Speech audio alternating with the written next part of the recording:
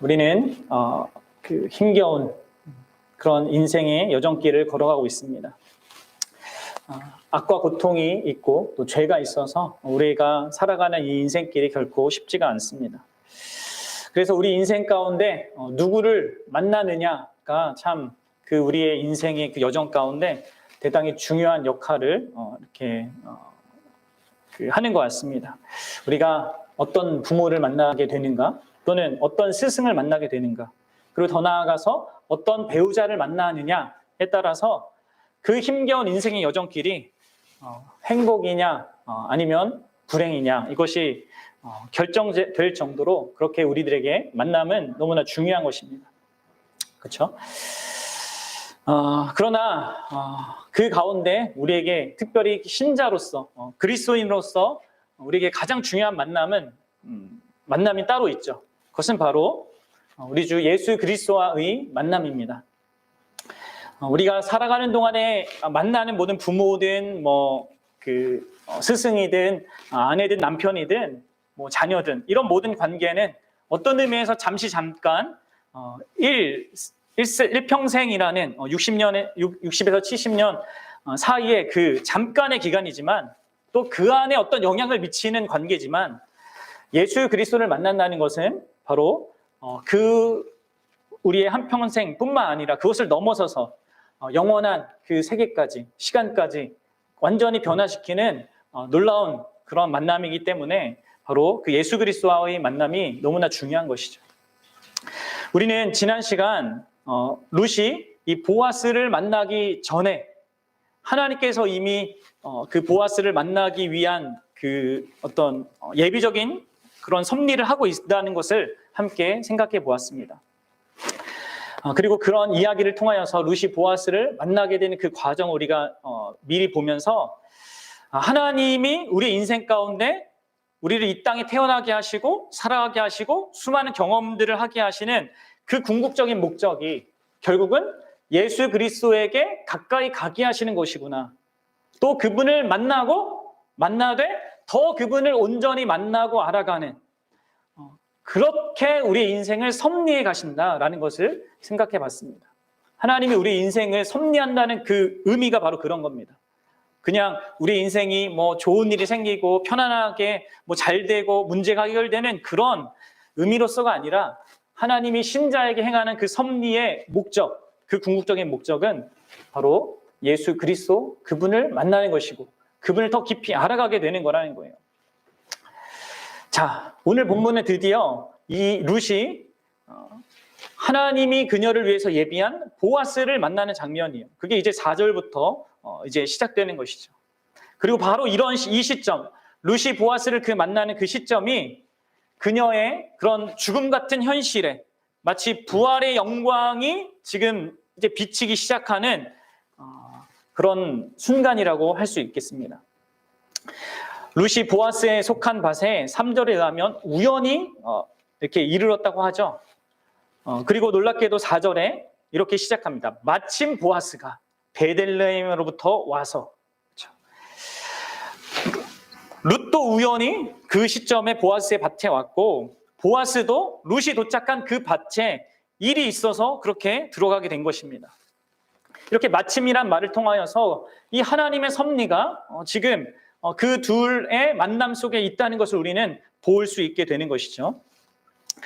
그리고 이 보아스가 등장하고, 이제 보아스가 이제 사환과 이 베는 자들과 막 이야기를 하는데, 이러한 이야기 속에서 우리는 이 보아스가 어떠한 인물인지를 확인하게 됩니다. 대화 속에서 그의 성품이 드러나는 것이죠.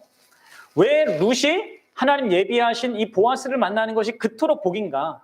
이것을 우리가 좀 생각해 봤으면 좋겠습니다. 그리고 그것이 어떻게 오늘날 우리 신자가 예수 그리스도를 만나는 것이 왜 그렇게 복이라고밖에 할 수 없는가? 이것과 연결해서 같이 생각해 보고자 합니다. 여러분들, 보아스는 어떤 자입니까? 우리가 쭉 한번 읽어봤는데, 이 보아스가 얼마나 그 성품적으로 또 됨됨이에 있어서 훌륭한 자인지 우리는 대번에 그의 말을 통해서 확인할 수 있습니다. 먼저 그는 자신보다 약한 자, 연약한 자의 형편을 국률의 눈으로 바라볼 수 있는 그런 자입니다. 그렇죠? 그래서 4절과 5절처럼 지금 얘기하고 있는 거예요. 우리 4절과 5절을 다시 한번 좀 읽어봅시다. 시작. 마침 보아스가 베들레헴에서부터 와서 베는 자들에게 이르되 여호와께서 너희와 함께 하시기를 원하노라 하니 그들이 대답하되 여호와께서 당신에게 복 주시기를 원하나이다 하니니라. 보아스가 베는 자들을 거느린 사환에게 이르되 이는 누구의 소녀냐 하니. 보십시오. 그럼 먼저 4절 앞부분을 보시면 이 보아스가 베는 자들, 밭에서 일하고 있는 일꾼들을 그런 보아스가 상당히 이렇게 존중하여서 이렇게 대하고 있는 것을 우리는 알 수 있습니다. 베는 일을 맡았다고 해서 자기의 있는 밭을 관리한다고 해서 쉽게 대해도 되는 존재로, 하찮은 존재로 대하고 있지 않습니다. 오히려 여호와의 이름으로 그들을 축복할 정도로 그들을 진심으로 대해주고 있는 거예요. 또한 그들 가운데 있었던 한 여인, 처음 본 한 여인을 알아볼 정도로 이 보아스의 마음은 그 밭에 일하고 있는 사람들에 대해서 상당히 관심과 그런 마음을 갖고 있다는 것을 우리는 볼 수 있는 것입니다.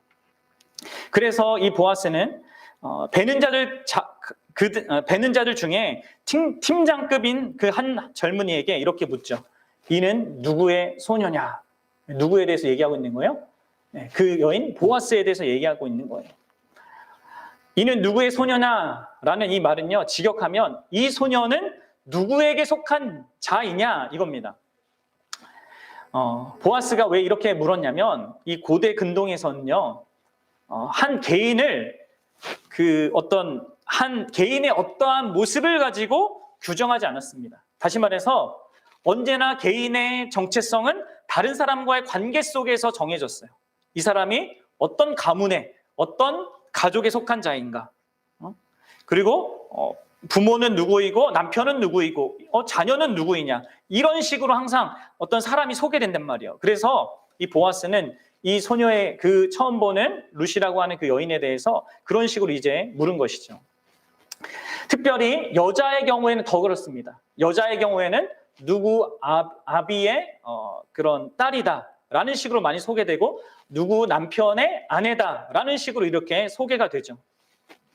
그러니까 지금 보아스의 질문은 이 여인을 먹여 살리고 있는 그 남자, 그 보호자는 누구냐라는 이런 질문인 거예요, 지금. 그런데 여러분들 사환이 뭐라고 대답합니까? 2절, 6절이죠. 2장 6절이죠. 보십시오. 읽어봅시다. 시작. 베는 자를 거느린 사환이 대답하여 이르되 이는 나오미와 함께 모압 지방에서 돌아온 모압 소녀인데. 지금 뭐라고 대답하고 있는 겁니까? 한마디로 말하면 룻에게 보호자는 없다 이거예요. 나오미와 모압 지방에서 왔는데 결국 남편도 없고 아버지도 없고 자녀도 없는, 아무도 보호자가 없는 그런 상태다, 그런 지위에 있다, 이렇게 얘기하는 것이죠. 이 룻은 그렇게 과부였고 이방 여인이었습니다. 그러니까 룻이 가진 그 상황, 그 지위는요, 그때 당시에 이 이스라엘 사회에서도 가장 밑바닥에 속한 그런 자였던 거예요. 그러니까 룻이 이런 형편에서 뭔가를 의지할 수 있는 것이 단 하나도 없었던 것이었습니다. 게다가 이 룻이 도착했던 그 이스라엘의 상황은요, 이스라엘 시대의 암흑기라고 불릴 정도로 너무나도 이스라엘 백성들이 하나님 앞에 올바르지 못한 그런 모습을 갖고 있었던 그런 때였어요.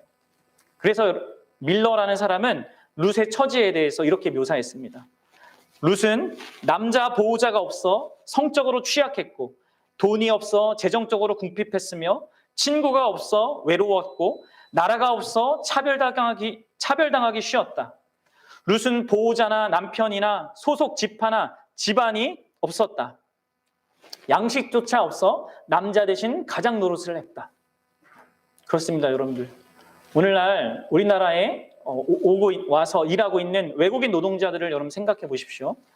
그들이 지금도 여전히 우리의 의식이 많이 그래도 괜찮아졌는데도 불구하고 차별 대우받는 일들이 수도 없이 일어나고 있지 않습니까? 이 고대 사회는 어떻겠습니까? 더할 나위 없이 이방인으로서 살아간다는 것, 그것도 여자로 살아간다는 것, 그것도 과부로 산다는 것은 정말 쉬운 그런 삶의 모습이 아닙니다. 그런 여인에게 지금 이 보아스가 이 관심과 그리고 어떤 돌봄을 지금 베풀고 있는 거예요. 지금 그러한 룻이 어떻게 지금 거기에 있는지 사환이 더 설명하죠. 2장 7절에 한번 보겠습니다. 2장 7절입니다. 시작. 그의 말이 나로 베는 자를 따라 단 사이에서 이삭을 죽게 하소서 하였고 아침부터 와서는 잠시 집에서 쉰 위에 지금까지 계속하는 중이니이다. 2장 7절의 말씀을 보면 이 사환이 마치 이 룻이 아침부터 계속 지금까지 일하고 있다라고 이렇게 설명하는 것 같습니다. 그런데 이 하반절의 그 내용을 그 하반절의 이 부분 있잖아요. 아침부터 와서 잠시 집에서 쉰 외에는 지금까지 계속 하는 중이니이다. 여기 지금까지 계속 하는 중이다. 이게 조금 애매한 번역입니다. 마치 이게 아침부터 일했고 지금도 일하고 있습니다. 이런 설명 같은데 히브리어 원어를 직역하면 지금까지 계속 서 있는 중입니다. 이거예요. 이 룻이 아침부터 와서 계속 서 있었던 거예요. 그런데 이 서 있는 것을 지금 이제 번역하는 사람들이 해석을 한 거죠. 계속 일하느라고 서 있는 거다. 이렇게 볼 수도 있는데요. 또 달리 볼 수도 있습니다. 그건 뭐냐면 룻이 그 사환에게 나로 하여금 여기서 이삭을 죽게 허락해 달라라는 그 요구를 하고 그것을 허락받기 위해서 밭의 주인이 오기까지 계속 서서 기다리고 있는 것으로 볼 수도 있습니다. 어떻게 보든 지금 룻은 자기가 나오미 시어머니인 나오미를 위해서 할 수 있는 최선을 다해서 지금 이른 아침부터 계속 하고 있는 겁니다. 애쓰고 있는 것이죠. 이런 그 룻에 대해서 관심을 보일 정도로 보아스는 이렇게 소외되어 있고 연약해 있는 자, 도움이 필요한 자를 향하여서 긍휼의 마음과 그 태도를 보이고 있는 것입니다.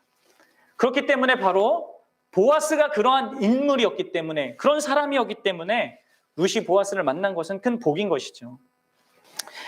자, 그런데 보아스는요, 더 나아가서 다만 연약한 자의 필요를 보고 그것에 대해서 공감해주고 그런 긍휼의 마음을 갖는 그런 정도뿐만 아니라 그 보아스는 그러한 연약한 자가 갖고 있는 그 어떤 문제와 필요에 대해서 충분히 그것을 채워줄 수 있는 그런 능력을 가졌고요. 또 너그러움과 관대함을 가졌습니다. 그래서 여러분들 이 룻이 보아스를 만난 게 너무나 큰 복인 것이죠. 이제 그 사환으로부터 최소한의 정보를 얻은 보아스는 룻에 다가가서 이렇게 말을 합니다. 여러분들 지금 보아스가 룻에게 다가갔다는 것을 여러분들 잘 생각해 보셔야 합니다. 이것은 마치 요한복음에서 예수님이 사마리아 여인에게 다가간 것과 비슷해요. 보아스와 룻 사이에는 큰 장벽이 있습니다. 수많은 그 장벽이 있어요. 둘이 관계를 맺기 위해서는 넘어야 될 그 장벽이 있다는 겁니다. 그렇죠? 룻은 모압 여인이었고 이방인이었고 과부였습니다. 가난했습니다. 보아스는 완전 신원이 확실한 부유한 또 유력한 자였잖아요. 이스라엘 남자고 한 가문의 어른입니다. 그런데 여러분들 이 보아스가 그 모든 장벽 있잖아요. 이 남자와 여자 그리고 두 사람 관계를 나누는 그 장벽을 뛰어넘어서 지금 룻에게 다가간 겁니다. 그래서 8절과 9절로 이렇게 얘기한 거죠. 우리 8절과 9절을 읽어봅시다. 시작. 보아스가 룻에게 이르되 내 딸아 들으라. 이삭을 주우러 다른 밭으로 가지 말며 여기서 떠나지 말고 나의 소녀들과 함께 있으라. 그들이 베는 밭을 보고 그들을 따르라. 내가 그 소년들에게 명하여 너를 건드리지 말라 하였느니라. 목이 마르거든 그릇에 가서 소녀들이 길어온 것을 마실지니라 하는지라. 아멘. 뭐라고 합니까? 먼저는 보아스는 룻에게 이렇게 얘기합니다. 내 딸아. 그렇게 내 딸아, 이 룻을 전혀 이방인이고 전혀 관계가 없는데 룻을 그런 식으로 부름으로 말미암아 보아스는 그 둘 사이에 있던 모든 장벽을 허물어 버립니다. 보아스가 룻을 내 딸아 한 것으로 비추어 보면 적어도 보아스는 룻보다 한 세대 위의 나이를 가진 그런 인물이었던 것 같습니다. 그 보아스가 지금 룻에게 몇 가지 명령을 하냐면요. 7가지를 이야기하고 있습니다. 그리고 이 명령을 다른 사람들이 다 듣고 보도록 알도록 함으로 말미암아 보아스는 룻을 자기가 거느리고 있고 함께하고 있는 그 공동체 있잖아요. 거기에 이렇게 속하도록 초대하고 있는 겁니다. 이런 일로 말미암아 룻은요, 사실 자기가 기대했고 자기가 요구했던 것보다 더한 것을 지금 받게 됩니다.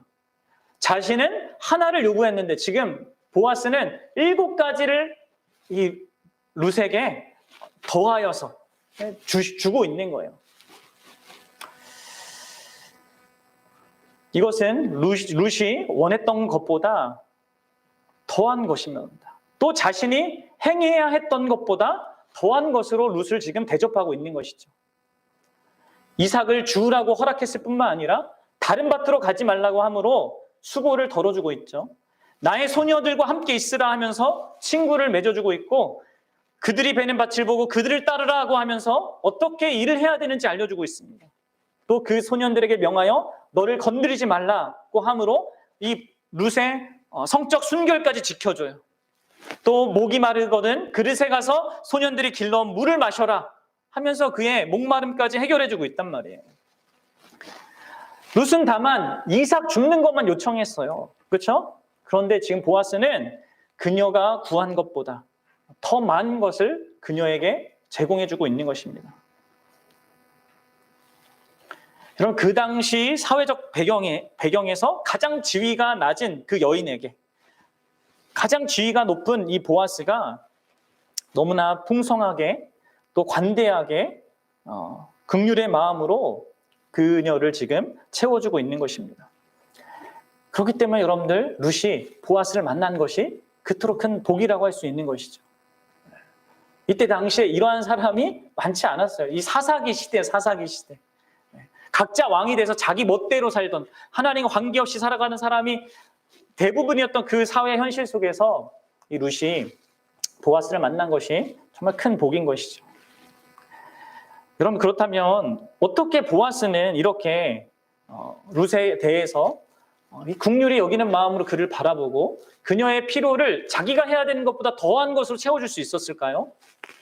그 이유가 무엇이겠습니까? 보아스가 남다른 자였기 때문입니까? 물론 지금 그는 남다른 모습을 보이고 있습니다. 그때 당시 남자들이 흔히 하지 않는 일을 하고 있습니다. 그러나 그런 남다른 그 모습은 보아스 스스로 훌륭해서가 아닙니다. 뭔가 자기가 막 노력해서 도덕적으로 훌륭해서가 아니라 그것은 근본적으로 하나님께서 보아스에게 먼저 베푸신 은혜 때문인 거예요. 하나님의 인애 때문인 거예요. 그것이 2장 4절에서 명확히 나와 있는 거예요. 이 보아스가 그 밭을 베는 자들 있잖아요. 밭에서 베는 자들에게 말한 그 말에 이미 있는 거죠. 그 경험이 있는 겁니다. 하나님에 대한 경험. 하나님이 나에게 은혜를 베풀어 주셨다는 것. 하나님이 나에게 하셔야 되는 것보다 더한 축복을 항상 나에게 주셨다는 것에 대한 그 경험이 이 보아스에게 있었던 겁니다. 그러니까 이렇게 얘기한 것이죠. 뭡니까? 베는 자들에게 와서 여호와께서 너희와 함께하기를 원하노라. 사랑하는 여러분, 지금 보아스는 이 밭 베는 그 평범한 혹은 어쩌면 낮은 계층에 있는 사람들에게 무엇을 축복하고 있습니까? 네. 하나님이 함께 하기를 지금 축복하고 있습니다. 다른 무엇이 아니라 어떤 외적인 그런 부와 이런 것이 아니라 하나님의 함께함이 복이라는 것. 그것이 어떤 자기처럼 지위를 갖고 있고 부를 갖고 있고 뭔가를 갖고 있는 자든 아니면 밭에서 땡볕에서 일해야 되는 그런 막일을 해야 되는 그런 일꾼이든 그런 지위와 그런 차이와 관계없이 누구에게나 필요한, 그리고 그것이 가장 결정적으로 중요하다는 것을 아는 그런 하나님에 대한 이해가 있다는 거예요. 그래서 이 보아스는 여호와께서 함께 하기를 원하노라 이 복을 저들에게 빌고 있는 것이고요.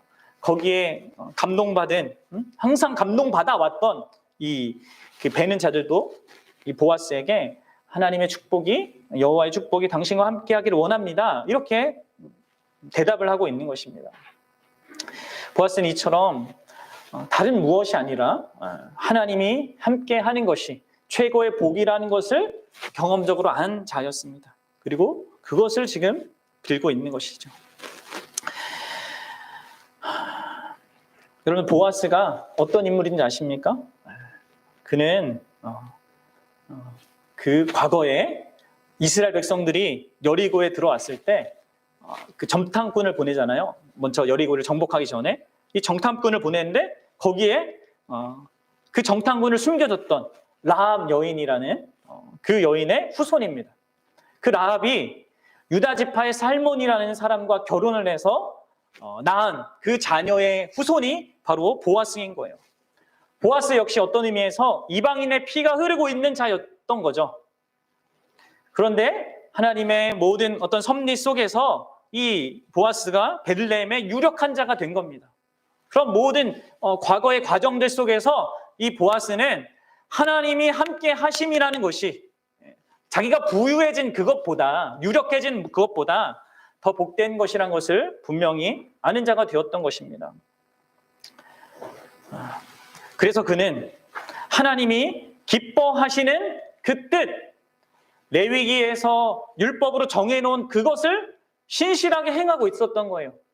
밭에 있는 거 다 거두지 말고 연약하고 그 나그네와 그 과부들을 위해서, 고아들을 위해서 남겨두라 하신 그것을 그 당시 사람들이 대부분 지키지 않는데 이 보아스는 그것을 지키고 있는 것이죠.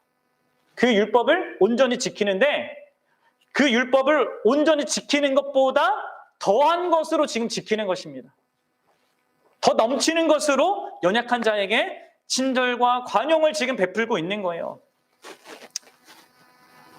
바로 이런 이유 때문에 룻이 다른 누구가 아니라 이 보아스를 만난 것이 엄청난 복이 된 것입니다.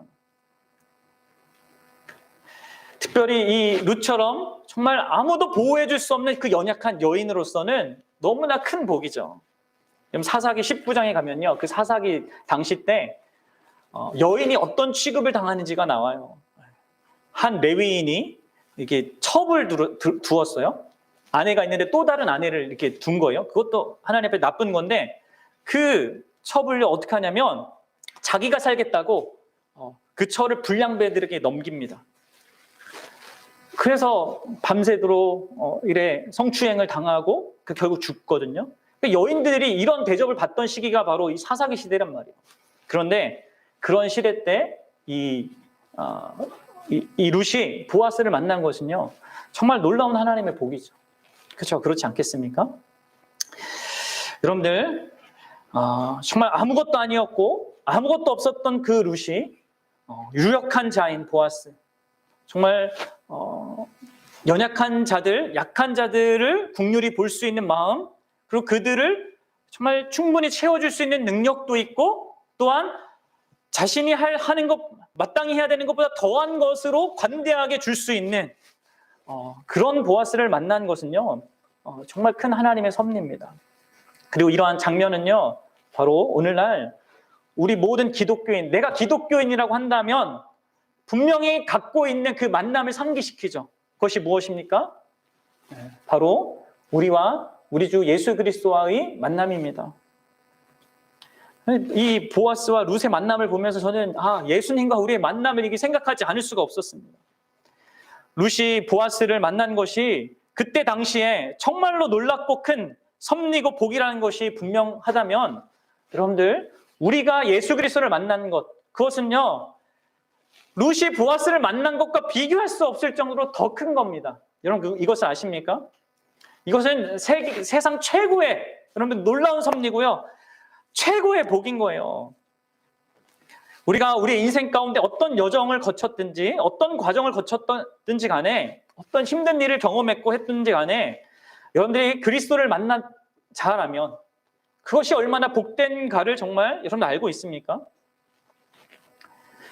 수많은 세상의 역사가 흘러서 수많은 사건과 사고들이 있었고 뭐 나라가 무너지고 나라가 일으켜지고 하는 그런 일들이 이 세상 가운데 있지 않았습니까? 그런 중에서 복음이 막 흘러가고 유럽으로 갔다가 미국으로 갔다가 이 대한민국까지 여러분들 그렇게 해서 우리가 이 복된 이 성경의 말씀을 통하여서 예수 그리스도를 만나게 된다는 것은요 정말 최고의 놀라운 섭리고 큰 복이라고 할 수밖에 없습니다. 여러분 보아스처럼 그분도 그 보아스의 혈통적 후손인 예수 그리스도께서도 어떤 분이십니까? 그분도 언제나 연약한 자들을 향하여서 긍휼의 마음으로 그들을 바라보는 그런 분이십니다. 그래서 여러분들 마태복음에서 이렇게 예수님에 대해서 얘기해요. 예수께서 나오사 큰 무리를 보시고 불쌍히 여기사 그들 중에 있는 병자를 고쳐주십니다. 또 마가복음 6장 34절에서 이렇게 얘기합니다. 예수께서 나오사 큰 무리를 보시고 그 목자 없는 양 같음으로 인하여서 불쌍히 여기사 이에 여러 가지로 가르치시더라. 여러분 보십시오. 그분은 언제나 연약한 자들을 보시고 불쌍히 여기시고 그들을 위해서 뭔가 행동을 하시는 분이었습니다. 마치 보아스가 룻에게 했던 것처럼 그렇게 동일한 일을 하셨습니다. 그분의 눈길이 긍휼을 낳았고 긍휼이 그들을 위한 사랑의 행동을 낳았습니다. 예수 그리스도께서는 우리의 육적인 필요뿐만 아니라 무엇보다도 우리에게 절실히 필요한 영적인 그 양식까지 공급해 주십니다. 심지어 그분은 유대인과 바리새인들이 무시하고 멸시하던 죄인들에게도 가까이 하셨죠. 그렇게 함으로 그분이 받게 되는 모든 비난까지 감수하셨습니다. 연약할 뿐만 아니라 죄악된 인생인데도 불구하고 그분은 긍휼한 마음으로 우리 같은 죄인들을 대해 주셨고 또 자신이 우리에게 할 수 있는 최선의 것을 마땅히 해야 되는 것보다 더한 것을 우리에게 공급하기 위해서 자기의 온 힘을 다하셨습니다. 그래서 예수님이 이렇게 얘기하셨어요. 인자가 온 것은 섬김을 받으려 함이 아니라 도리어 섬기려 하고 자기 목숨을 많은 사람의 대속물로 주려 함이니라. 그렇습니다. 그렇게 말씀하신 대로 그분은 우리 죄를 대신하여서 우리가 받을 심판을 대신 십자가에서 온전히 다 받으셨습니다. 그로 말미암아 우리가 죄인인 우리가 거룩하신 하나님과 화목할 수 있게 만들어 주셨습니다. 하나님이 우리와 함께 할 수 있는 그 복, 보아스가 베는 자들에게 그 축복해줬던 그 복이 실제적으로 그리고 더 놀라운 방식으로 우리에게 이루어지게 만들어 주셨습니다. 그것도 그분의 아들됨이라는 그 자격을 우리에게 주심으로 말미암아 우리가 하나님을 아빠, 아버지라 부르면서 하나님의 모든 그 영원한 사랑의 공급을 받으면서 사는 인생, 살아가는 이 땅에서뿐만 아니라 영원토록 그러한 대상이 되는, 그래서 이 세상의 그 어떤 것도 끊을 수 없는, 죽음도 생명도 천사들도 권세자들도 현재일도 장래일도 그 어떤 것도 끊을 수 없는 하나님의 사랑을 받는 대상이 되도록 하셨죠. 우리는 단지 예수 그리스도를 믿을 뿐인데 그분은 우리에게 엄청난 복을 주시는 거예요. 그리고 그분은 그렇게 우리가 믿을 때 그렇게 주실 뿐만 아니라 지금도 여전히 하나님 보좌 우편에서 우리를 위해서 기도하십니다. 그분은 언제나 우리의 모든 필요 이상으로 우리의 모든 필요를 채우고 있는 거예요. 계신 거죠. 사랑하는 여러분, 어떻게 예수 그리스도께서 그토록 놀라운 크기로 보아스가 룻의 한 것과 비교할 수 없는 그 크기로 우리를 긍휼히 여기시고 사랑하시며 모든 필요를 채우시고 또 채우고 계시며 앞으로도 채울 수 있을까요? 그것은 그분이야말로, 잘 들어주세요. 그분이야말로 성부 하나님께서 영원토록 무한한, 영원토록 사랑하시는 그 대상이기 때문에 그렇습니다. 예수님이 성부 하나님께 영원한 사랑의 대상이기 때문에 성부 하나님으로부터 받는 그 차고 넘치는 그 풍성한 사랑이 무한하기 때문에 그분이 우리를 또한 그렇게 사랑하실 수 있는 거예요. 그래서 우리가 요한복음에서 봤잖아요. 하나님이 보내신 이는 하나님의 말씀을 하나니 이는 하나님이 성령을 한량없이 주심이니라. 아버지께서 아들을 사랑하사 만물을 다 그의 손에 주셨으니. 아버지께서 아들을 사랑하사. 성부 하나님의 그 영원한 사랑을 받는 대상이기 때문에 그 풍성한 사랑으로 그 예수 그리스도가 우리를 풍성하게 사랑하시는 겁니다. 우리를 사랑하시되 끝까지 사랑하시는 것입니다. 룻이 보아스를 만난 것이 정말로 엄청난 복인 것이 분명하지만 우리가 예수 그리스도를 만난 것은 비할 수 없이 놀랍고 큰 복입니다. 보아스가 룻에게 약속한 것과 비교할 수 없는 그 놀라운 복을 예수님은 자기의 전부, 자기의 희생을 통하여서 우리에게 주셨고요. 또 주시고 계시며 앞으로도 주실 것입니다. 사랑하는 여러분, 하나님께서 보아스의 삶에 행하신 그 일로 말미암아 보아스는 그 당시 수많은 사람들과 전혀 다른 삶을 살 수 있었습니다. 자신의 평판을 개의치 아니하고 누구도 예상 못하고 또 전례도 없는 그 관대함을 한낱 이방 여인인 그 룻에게 보일 수 있었단 말이에요. 하나님의 은혜가 그렇게 만들었단 말이에요. 우리가 진정으로 예수 그리스도를 만난 자이고 믿는 자라면 또 그분이 우리를 위해서 행하신 일이 무엇인지를 그 가치와 그 복됨과 그 영광스러운 것을 우리가 알고 믿는 자라면 우리는 현실에서 우리의 삶의 현실에서 그것을 모르고 살아가는 자들과는 전혀 다른 삶을 살 수밖에 없는 것입니다. 어떻습니까? 우리는 그러한 자로 살고 있습니까? 하나님의 은혜는 보아스로 하여금 룻에게 마땅히 그가 행해야 되는 것을 더 넘어서 더한 것으로 그녀를 섬기고 돌보고 관심을 가졌습니다. 하물며 예수 그리스도를 통하여서 그 비교할 수 없는 그 은혜를 받은 우리는 얼마나 더 우리 이웃들에게 여러분들 우리가 받은 그 은혜를 보여주고 또 그 은혜를 흘려보내야 하겠습니까? 여러분들은 여러분 주변에 있는 소외된 자들을 보고 있습니까? 한번 생각해 보십시오.